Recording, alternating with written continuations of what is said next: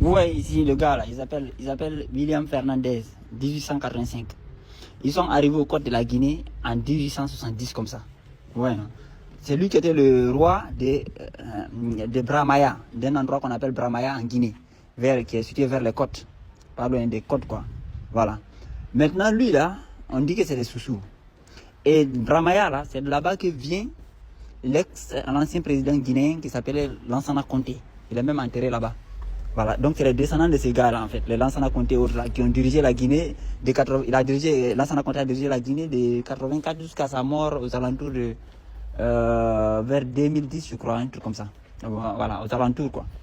Donc, quand on vous dit qu'il y a eu des gens noirs qui ont quitté d'autres endroits pour venir envahir l'Afrique là, voilà une preuve flagrante. Comment un gars en Afrique, roi en Afrique, qui s'appelle William Fernandez. Et son vrai nom, son total nom, c'est William Sitil Fernandez.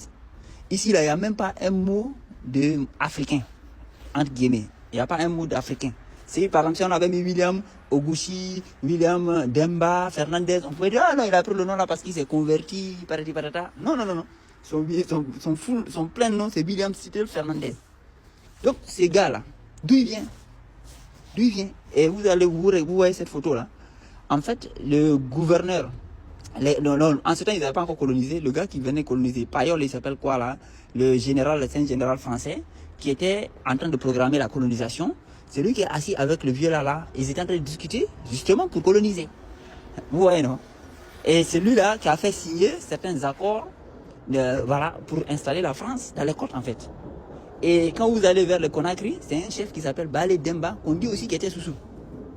C'est lui qui a vendu la presqu'île de Timbo, qu'on appelle Kaloum aujourd'hui.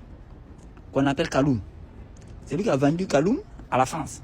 C'est-à-dire que les gars qui ont signé pour installer la France là, en fait c'est les gars qui étaient avec la France. Mais en réalité ils sont venus ensemble parce que ce monsieur là, ces noms là, et puis regardez dans la photo, regardez comment les blancs qui sont là-bas, c'est comme des généraux, des militaires qui viennent prendre les ordres auprès du roi. Parce que c'est lui qui est le roi en fait, c'est le seul roi dans la scène qu'on voit là. Parce que dans les côtes là, c'était les Nalou, les Landouma et les Baga qui étaient là-bas, qui dominaient là-bas.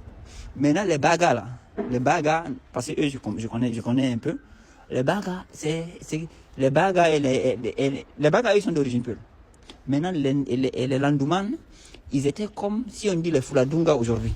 C'est-à-dire que c'est les gens qui sont, voilà, normalement on est le même peuple, mais avec des légères différences. Vous voyez non? Par exemple les Landouman, un de leurs grands chefs qui s'appelait Yero quelque chose.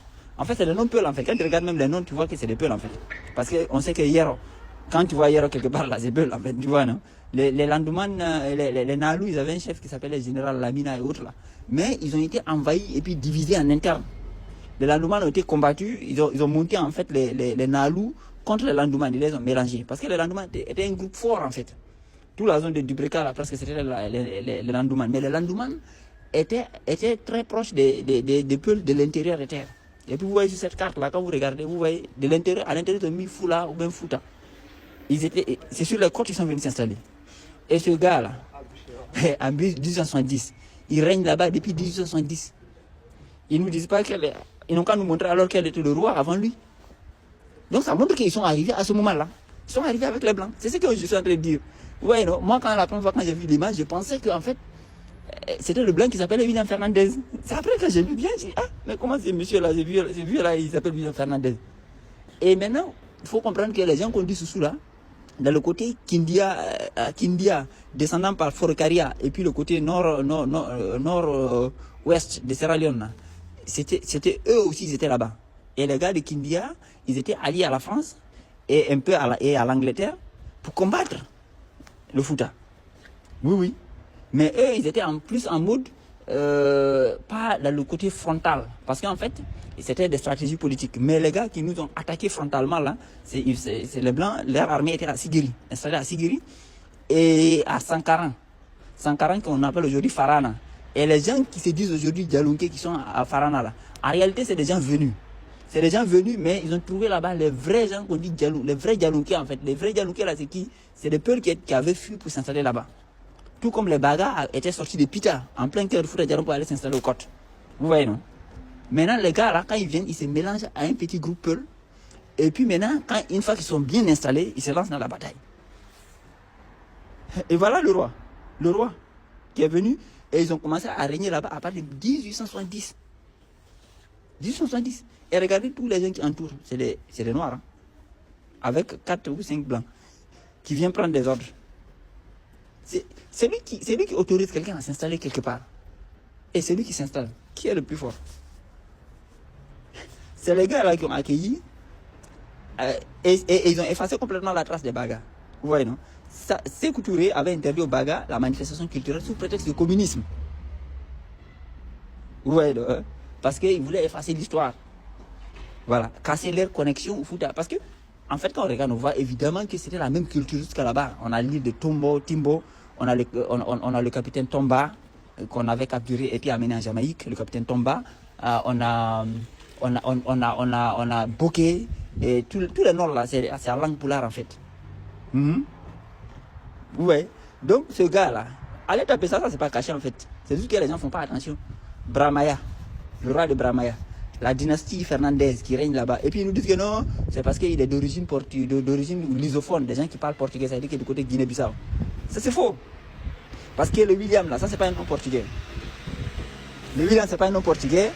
Le Sitel c'est pas un nom portugais. Voilà. Et les Portugais en fait, on voit même pas les traces dans le côté Guinée en fait. Parce que c'était dans le côté Guinée-Bissau. Mais ils ont caché que le fait que, en ces gens-là, c'était les Anglo-Allemands. C'était les Anglo-Allemands. Parce que Sangaredi était sous le protectorat de l'Allemagne.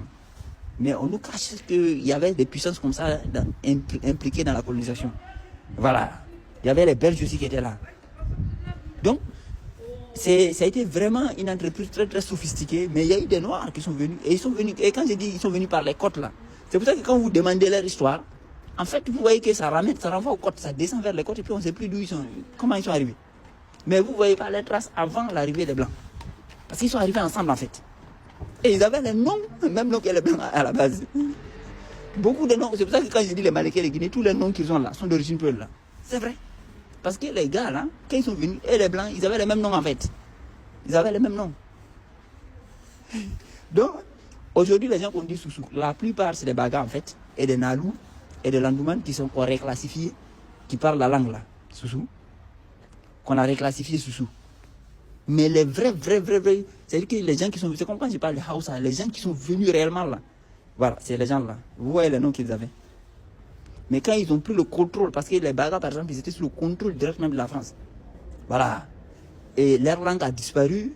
Donc c'est pour ça que quand vous parlez même, vous entendez parfois sur des reportages sur Conakry, ou même vous parlez à des gars de Conakry, des gars qu'on dit Soussou, la plupart vous disent non, ma mère ou bien ma grand-mère était Baga.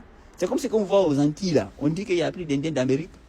Mais quand vous parlez avec un Antillais, moi j'ai rencontré plusieurs, dès que vous parlez avec eux, ils disent non, ma grand-mère était Arawak, ma grand-mère était indienne, ou bien mon arrière-grand-mère, ou bien mon père. Vous voyez non? Bizarrement on dit qu'ils ont disparu, mais tous les gens qui sont présents aujourd'hui, ils ont une filiation avec eux. Eh bien les Bagas là, à Conakry c'est pareil. Les gars vous disent qu'il n'y a que des Soussous, c'est comme si les autres ont disparu. Aujourd'hui vous n'entendez plus parler de Nalou, vous n'entendez plus parler de Landouman, et pourtant avant c'était des grands groupes en fait. C'était des grands groupes. Voilà. Mais on n'entend plus parler d'eux. Parce que Dina Salif, lui, c'était dans le groupe Nalou. Mais une fois qu'ils ont trahi Dina Salif, parce qu'ils l'ont trahi, après, ils ont créé une sorte de confusion entre les Nalou et les Landouman. Ils ont pris le contrôle. Et quand l'indépendance, ils ont commencé la colonisation, Sékou Touré a effacé leur histoire complètement. Et puis vous voyez vers le Togo, le Bénin là, vous voyez non, jusqu'au Gabon, au Congo, il y a des gens, au Nigeria aussi, il y a beaucoup de Noirs qui ont des noms européens. Mais la version officielle veut que, en fait, c'est durant la colonisation, on les a convertis, donc on les a changés de nom. Mais bizarrement, il y en a beaucoup de gens, en fait, ils n'ont aucun nom à connotation qu'on dit entre guillemets africain. Il y en a beaucoup en fait. Vers le sud du Bénin, sud du Togo, sud du Nigeria, vous voyez non? Jusqu'à vers le Gabon là, jusqu'à dans certains endroits en Afrique là, il y a beaucoup de Noirs. En fait, ils ont que des noms à connotation européenne. Mais quand vous parlez, quand vous remarquez ça, vous dites non, c'est quand on était colonisé, c'est comme cela que ça s'est arrivé. Vous voyez, non? Mais en fait, moi, je soupçonne que c'est certains descendants des gars qui sont venus, ils n'ont pas eu cette stratégie de changer les noms, comme le William Fernandez ici, là. Voilà.